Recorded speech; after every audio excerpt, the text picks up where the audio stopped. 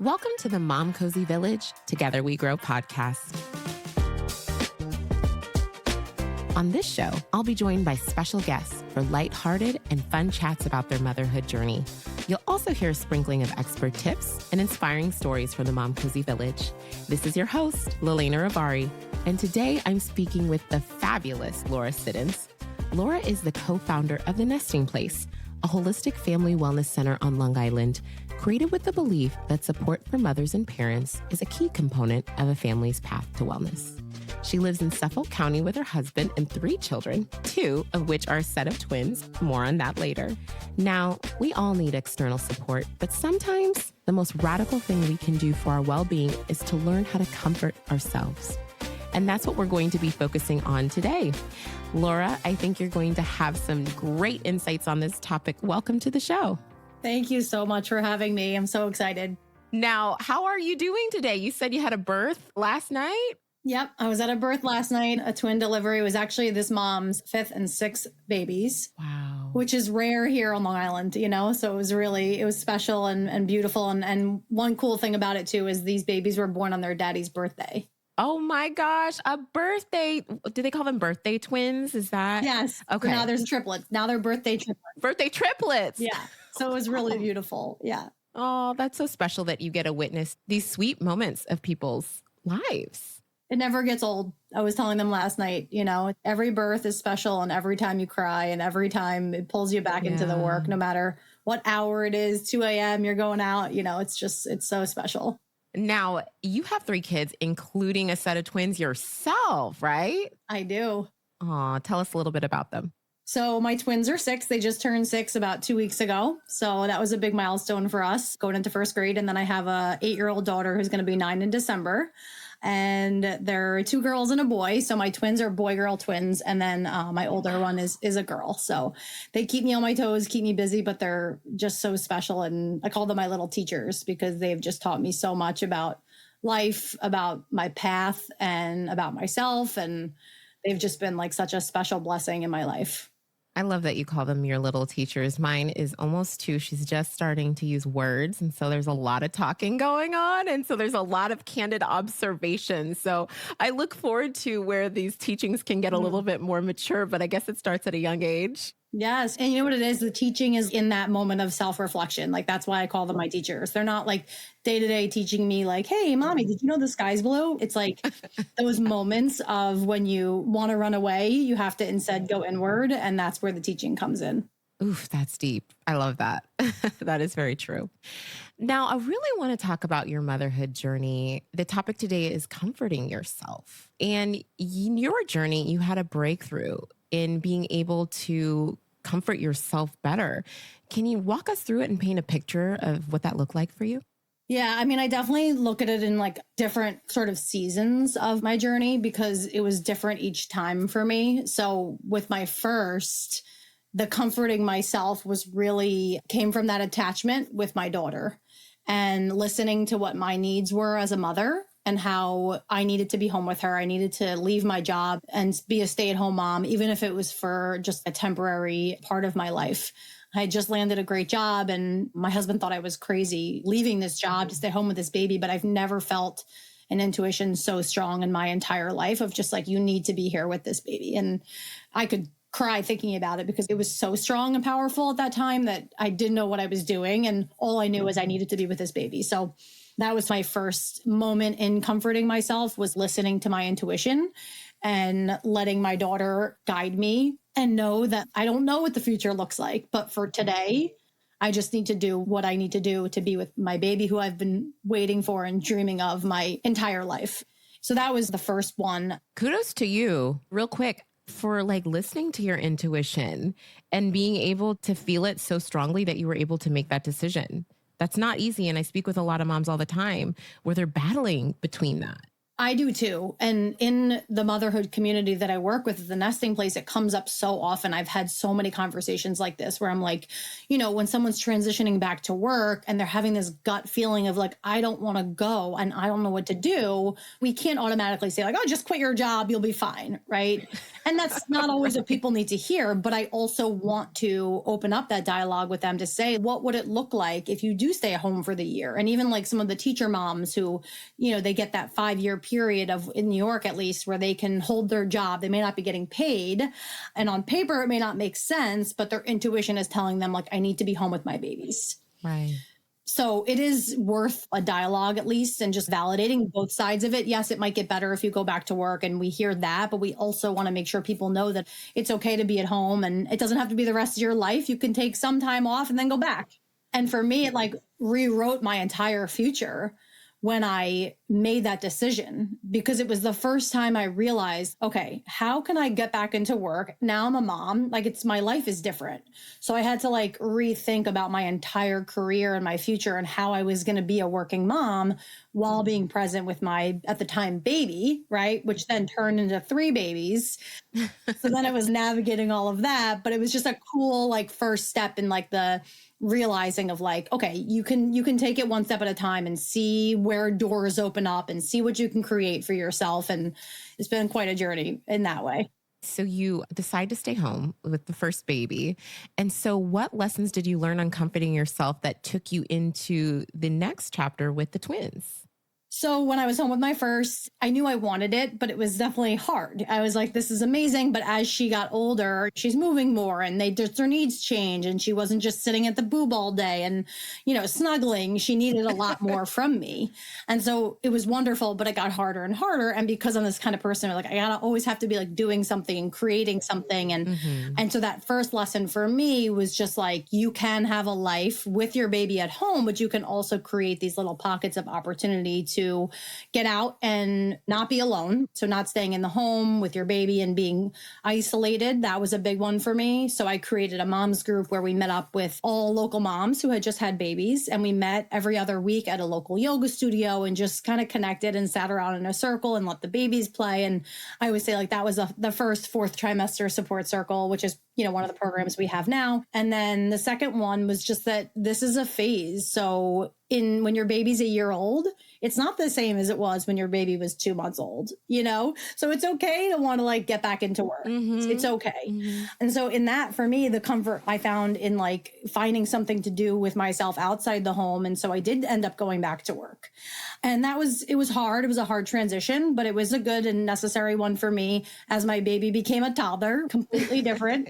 Yes, it is. Yes, it is. So for me, I found that like work outside the home was good for me and it was good for my mental health and to feel like I was contributing and all of that. So getting back into that, which then set me up for when I had the twins, because being a stay-at-home mom that second time wouldn't have been the same. So I was running out the door after I had them. I needed to get out and be distracted and be away from the chaos of my home, because it was so overwhelming. And I'm glad that I had that. Like I had done that already for myself, because how would I have started a new job at that point? So that's why I always say like everything kind of happens in a way where it's like, if you're open to it and open to those changes, it may be what you need for the future. You just may not know it. I like that you said that, being open to the changes, because you're right. Every step in this motherhood journey, you really don't know what's next.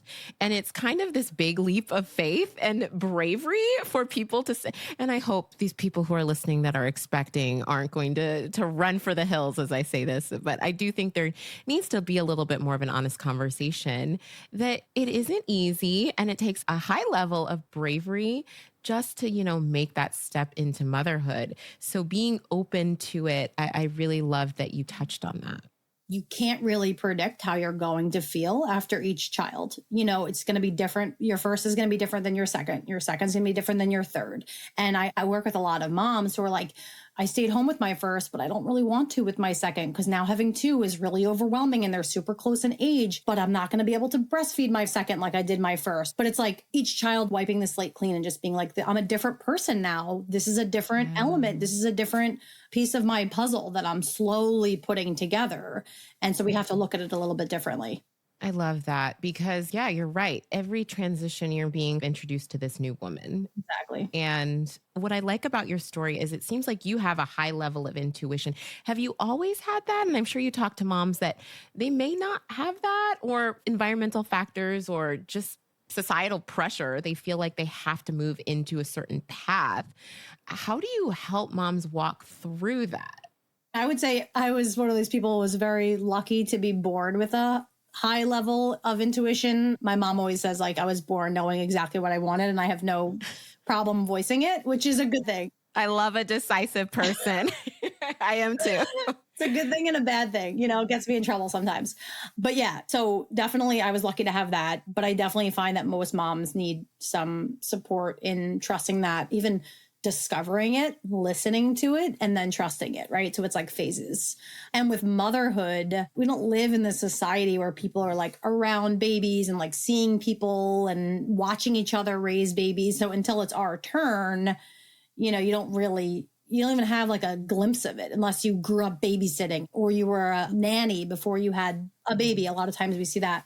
But I think for me, like I was a doula too before I was a mom. And so I was able to actually observe other mothers, which really helped to strengthen my intuition because I saw it in so many different lights and ways and how people can do it differently. And just watching moms step into their power, step into their confidence and voice that really gave me confidence to do it for myself too. I feel like we could do a whole episode on maternal or feminine intuition, whatever you want to call it. But what I'm hearing from you is just being in the environment of mothers and motherhood can help you in figuring out the tools you need for your comfort, for your joy, for your ease, for your confidence. And we love a good book. Sometimes that lived experience can outweigh the principles that we are learning on paper, if that makes sense. Yeah. And you know what I noticed too is like a lot of it is in this like observational, like it sits in this like subconscious, right? We see it over a period of years and maybe even decades. And if we're observing it, it's sitting in our subconscious. So that when it's our turn, it lives back there. And that's what tapping into that intuition is. In saying like, okay, I saw all of this. I felt all of this. I witnessed all of this. What am I feeling and how can I pull from some of that I saw and pull from some of that strength that I saw in other women so that I can get through this too. And one, I think, big source for me was my mom in just like talking to her and her helping me to like navigate my journey. We did it a little bit differently. And when I was breastfeeding my child in the middle of the night when she was 9 months and co-sleeping, my mom was like, she's got to learn to sleep. She's got to learn to self-soothe and all that. And I was just like, all right, Mom, Thanks. Yep. Thanks for that advice. And one thing that she said to me later recently was like, you were right. You knew what your baby needed. And she's like, I was so worried that you were going to not let her do her own thing. You were going to teach her that she needed you. But what I realize now that she's 8 is that she's so confident and she is strong in what she needs and voices that because you gave her what she needed when she needed it. And she's like, I didn't realize it at the time. And so that I think is a lesson for me. And I listened to my intuition. I didn't listen to what my mom was telling me. So that's why that balance is so important.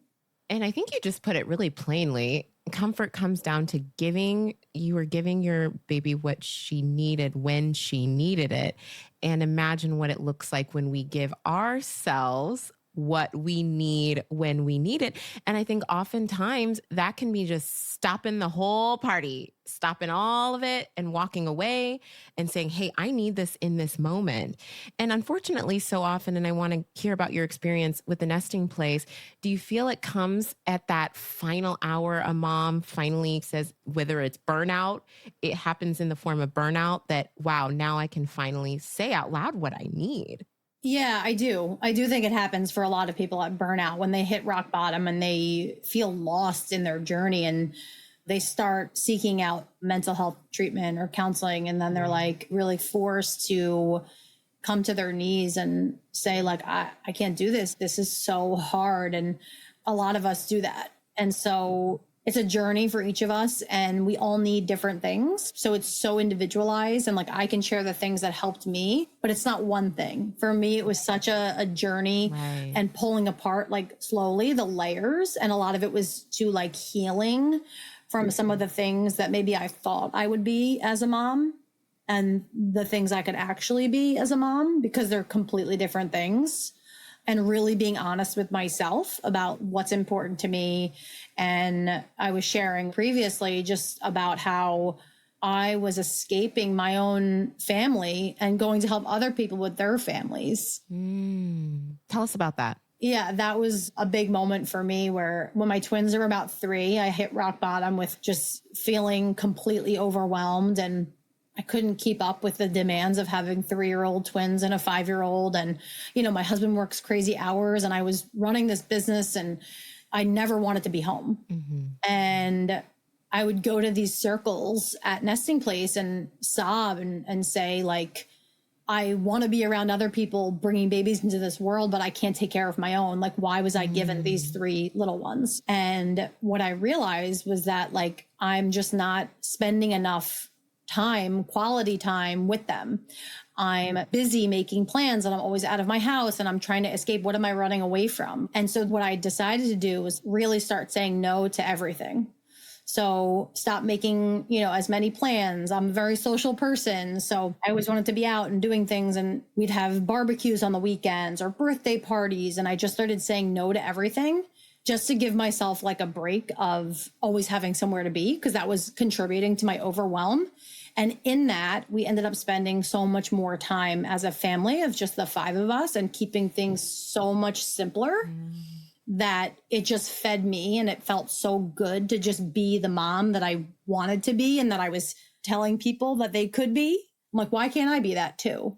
You know, softer, gentler, more hugs, more kisses, and telling my kids how much I love them. And not just like, you know, posting pictures of them, but letting them feel that from me. So just really sinking into this like acceptance of this is the season I'm at and this is what my kids need is me. What was the results of as you turned this corner? What happened? Yeah, I mean, it was pretty powerful, like just more peace in our home. And my children, I think I was actually listening to something where we were talking about like how when your children become teenagers, right? They want to be out with their friends all the time. They're never home. They want to flock.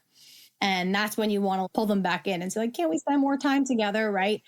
But what I loved about it, it was like perfect timing for me. I needed to hear it. And I hope this helps somebody. She said, you're going to cultivate that now. So when they're older, you don't have to convince them to come back. They're just going to feel like your home is their home and where they need to be. And it's not something that you can like teach them then. It has to be ingrained in them. So creating this space that's their safe space in your home for them, where they always feel like they can be themselves. It's a squad, but it's just you 5. It's not all the neighbors and all the friends and everyone going places with all these people. And it's just you. And that really spoke to me because I was like, we can create that. Like we have 3 kids. It's the 5 of us. Like we can do this in our home so that our kids want to be with us when they're teenagers, because that's where they feel safe. Oh, well, I'm sure they're going to come home when they're teenagers and sit at home with you on the couch. I'm really excited for that moment for you. We hear all the time, and especially I think if you are a career woman who is focused a lot on your careers, just say yes, take every opportunity you can, right? And what you did was actually flip that on its head, and you just said, nope. We are stopping it all. I want to hear a little bit about what was the reaction people had. Were you honest in sharing, hey, I really need to be back home? What was the reaction they had? And was it challenging to field that transition? At that point, I was already working for myself. So it was easier because I could have an honest conversation with my partner, and I are similar in that we don't need to be working 7 days a week when we own our own business. Like there's a joke, like you're always working when you own your own business, of course. But we can define, what that looks like day to day and split up more duties and hire more staff. And so we really gave ourselves that gift of saying, let's empower our staff to do more in our locations, hire these staff up, and just make sure that we're getting the time that we need to be with our families. It's not like we're home with them because we have to be. We should be enjoying the time with them. Right. Yes. And we should be able to go to their kindergarten parties at school. That's not something we need to miss. We need to be able to just say, like, that's what's happening, family first, and just kind of putting our foot down. So that was something we created for ourselves. But I do think that when I worked in more the corporate world, my bosses were so good with that too. So I really learned from the best in being able to put my family first. And that was just a non-negotiable for me. And it's been really amazing, but I still have the balance. Like I do Monday, Wednesday, Friday. My kids go to aftercare. Tuesday, Thursday, they don't. I get them on the bus every day, but on those Monday, Wednesday, Friday days, those are my late days, and that's okay. That's where really like that balance comes in. Awesome. So the nesting place, tell us about how this idea was born and how you comfort mothers and how that plays a central role in the work that you do at the nesting place. So the nesting place was born, I would say, mostly after the birth of my baby, when I did that 4th trimester group that I mentioned, when I had my first, and I just really was already a doula, but then I felt in real life and as a lived experience, like the power of community of mothers. I kept like in the back of my head, we need a place that moms can just come, no matter what kind of mom you are. And as a doula, I really kind of observed this fragmentation of the mom groups and how it was like, the La Leche groups or the crunchy community where it's like the natural birth people, but it's like, what about everybody else or what about everybody in general? So that's kind of when that seed was planted. And I know like I needed to have the twins. I would say this, I needed to have the twins before I could open up the nesting place. So that's why I know it's all part of my path. And so we just rented a little yoga studio. That was the second time in my life that I had an intuition as strong as I did when I had my daughter. I had 1-year-old twins. And again, my husband thought I was nuts opening up. Your husband is like, what is happening? Yeah. He's like, is this Laura? like a postpartum manic episode? He's like, why are you opening up a business right now? We can barely survive. Right now. They were literally just turned 1. And we opened up this business. And I was like, I can't explain it, but I have to do this right now. Like I have to. So we did it. And very quickly, like classes were filling, doing really well. But then COVID hit. So this was October of 2019. So 6 months in, and we had already decided that we were going to need our own place because it was growing and we didn't love sharing a studio and all of that. So COVID hit and we pivoted to all virtual, even more of a need there. Yeah, I was going to say probably people are flocking to the virtual because they need it desperately. Exactly. So after COVID kind of settled down a little bit in like May, we signed a lease and renovated a space over from like May to October. And we opened our brick and mortar, like our kind of flagship brick and mortar in October of 2020. But again, it was a roll the dice here. Are people going to come out with their babies 6 months after a global pandemic? But again, we just said, this is necessary. So we opened, everybody had masks on, brand new space, and just have grown and grown. And now we have 3 locations. And yeah, I would say it's my dream come true. I feel like I need to follow you around in life because I feel like you're like the magician because you're so attuned to yourself. Maybe you can predict the future. No, none of us can predict the future, but we can stay true to who we are and what our vision is. So that's wonderful through your story. I do want to touch briefly on, we're talking about self-comfort, but for those that are out there, the partners and the grandparents and our friends, what would you say to them when it comes to offering comfort to the mothers they love in their lives? What type of guidance would you give them, especially for new moms?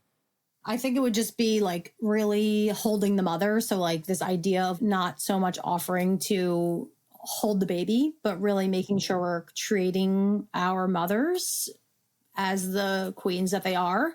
And sometimes that's just listening. And sometimes that is holding the baby so they can go shower and do other things, but not going in and saying like, here's what you need to do, but offering that support so they can figure it out on their own, because that's the key, right? It's like we have to figure it out on our own with the support, not just say like, she'll figure it out. You know, I hear sometimes grandparents and people say like, if we offer too much childcare, they're not going to figure it out. But it's like, no, in that support is where they'll figure it out, because they have to come to it on their own to say like, it really didn't feel good to be away from my baby for a week, even though my mother-in-law was, you know, watching them. Right. But they got to come to that on their own. So holding them and making sure they have that village that's needed so that parents can step into their confidence and really feel like, I got this, I can do this. And I think the other thing too is just knowing that like communities outside of your own kind of network and your own community is so valuable. So for moms who maybe already have some friends that have babies or have cousins or sisters, right? She should also be going into these community spaces, right? Because sometimes you need people who are outsiders. You need to talk with people who are not associated with your family. Absolutely. And encouraging them to do that is key. Yes, I love that. They can't always do it for themselves. No, and offering that. The hardest part I felt was just resource navigation. Mm-hmm. Exactly. I barely had enough energy when I was pregnant. Third trimester, you couldn't ask me anything. I didn't even know my name at that point.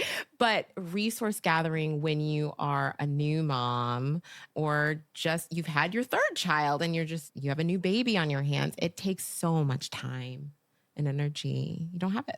Exactly. And I think too, like not projecting on them and saying like, I've heard a lot of times people saying, you know, it seems like you're overwhelmed. Like, just give me the baby and you go do your own thing. Right. It's like, but she can be overwhelmed, but may not need to leave the baby completely. Yes. Right. And sometimes it's just like that company or someone doing things in the house so you can take a nap. Like you don't have to leave for days or hours to get a little break.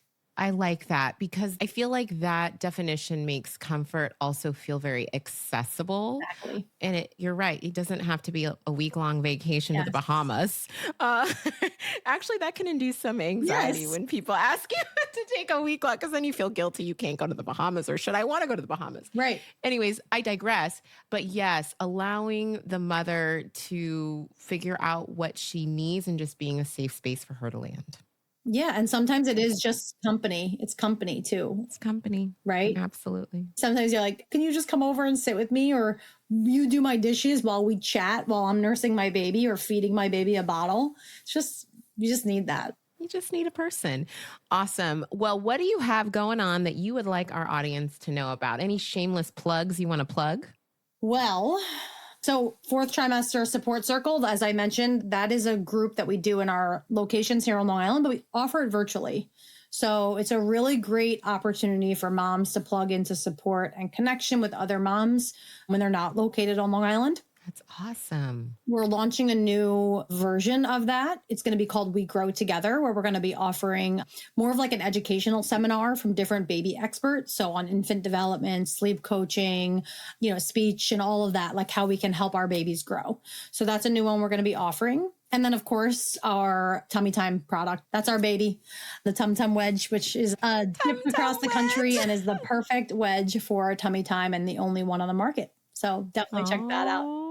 You're doing big things. I love it. Awesome. So, Laura, I hear you have a little fun activity that also helps you kind of transition from work to home life with your kids. Can you tell us a little bit about it?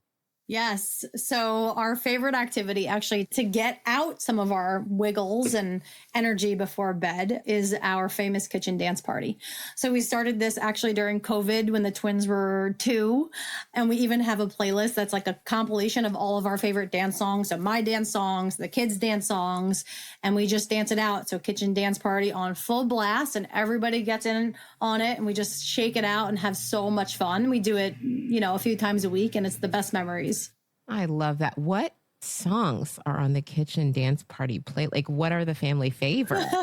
So it started with Mambo No. 5. That was our favorite. Classic. Yeah, that's a classic. And now my daughter's favorite to put on is Pass the Dutch. Oh, I am living under a rock. Missy Elliott. Okay, Missy Elliott. Yeah, good style. I like your daughter. Very, very cool. But it's a little bit of everything. I'm happy to share my kitchen dance party playlist. We will have to share that with the Momcozy Village community. I think they'd love that. Thank you so much for sharing. No problem. Laura, you've been such a fantastic guest. Do you have any relaxation or wind down exercises you use to help you transition from busy work into your home life? Yes. So a couple different ones depending on like the weather or the day. So the first one would be getting outside. So getting home with the kids and not immediately jumping into like routine of what do we need to do, homework, start prepping dinner, etc. But really taking, even if it's 10 minutes, to just step outside with the kids, let them do their thing and sit down and take a few grounding breaths to just like get centered, get focused and be in nature, right? Even just hearing those birds chirping can be really grounding and help you to just feel a little reset before you jump into that nighttime routine. And then if the weather is not conducive to being outside, doing that wherever in your home, right? So sometimes it's even like I put on a show for the kids and then I can sit down and just take a few deep breaths, even though like we don't do a ton of shows in our house, but sometimes everybody needs just a moment of decompression, including myself. And so again, before jumping into that nighttime routine of chaos, just taking a few moments to take a deep breath, some alone time, some quiet time before that kind of gets started.